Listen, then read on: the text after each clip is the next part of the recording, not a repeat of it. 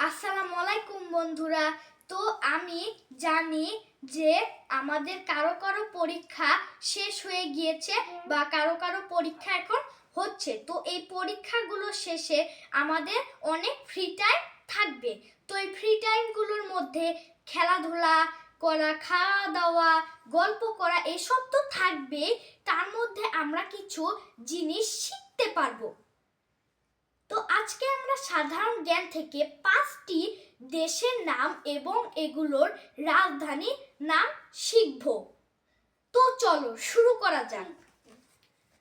প্রথমে আমাদের নিজ দেশের নাম হচ্ছে বাংলাদেশ। তো বাংলাদেশের রাজধানীর নাম হচ্ছে ঢাকা। ভারত, ভারতের রাজধানীর নাম হচ্ছে নয়াদিল্লি। পাকিস্তান, পাকিস্তানের রাজধানীর নাম হচ্ছে ইসলামাবাদ। নেপাল, নেপালের রাজধানীর নাম হচ্ছে কাঠমান্ডু। ভুটান, ভুটানের রাজধানীর নাম হচ্ছে থিম্পু। তো সবাই ভালো থাকবে। Bye bye.